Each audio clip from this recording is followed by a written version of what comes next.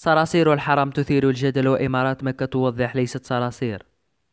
أعلنت أمانة مكة المكرمة أن 22 فرقة مكونة من 138 فردا و111 معدة يكافحون صرصور الليل الذي انتشر قرب الحرم المكي الشريف.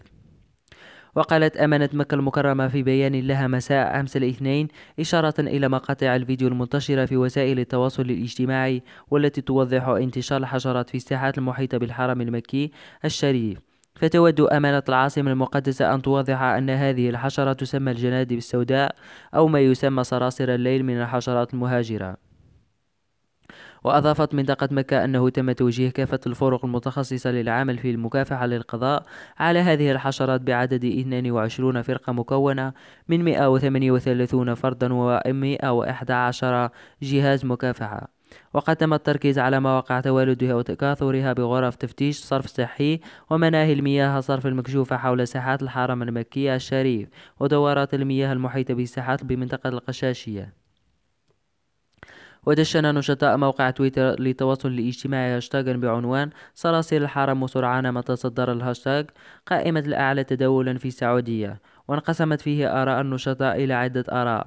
رأي يرى أن وجود حشرات بكثرة في الحرم الشريف دلالة على غضب الله على عباده بسبب تقصيرهم في العبادة ونسيان فضل الله عليهم وكثرة ذنوبهم، وأنه يجدر بنا التوبة والإكثار من الخيرات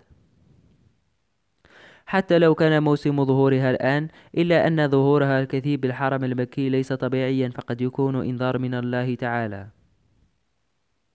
هل هذا نذير من الله ونحن في غفلة؟ صراصير الليل في الحرم المكي وبعض المناطق حول مكة وكذلك الجراد الذي انتشر في البلاد.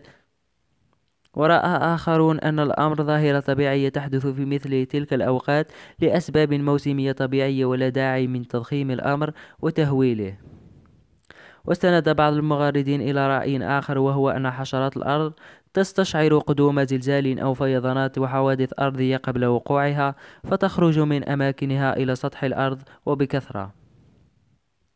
وأيا كانت الأسباب الحقيقية لظهور تلك الحشرات، فإن حكومة الحرمين وإمارة مكة المكرمة لم تدخر جهدا في مكافحتها والتخلص منها وضمان عدم عودتها مرة أخرى.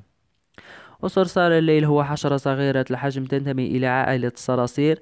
لونها بني وتشبه الجرادة في شكلها الخارجي، فلها أرجل طويلة وأجنحة أمامية وقرون استشعار. ومن أسمائها أيضا صرصار الليل والجدجد. وقيل إن أنواعها كثيرة قد تصل إلى 1200 أنواع، وتختلف في حجمها وسماكة أجنحتها وشكل رؤوسها.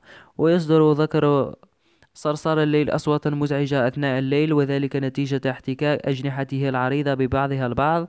وقد تستخدم هذه الأصوات لجذب الإناث، وعادة ما يشعر الناس بالانزعاج من جراء سماع هذا الصوت.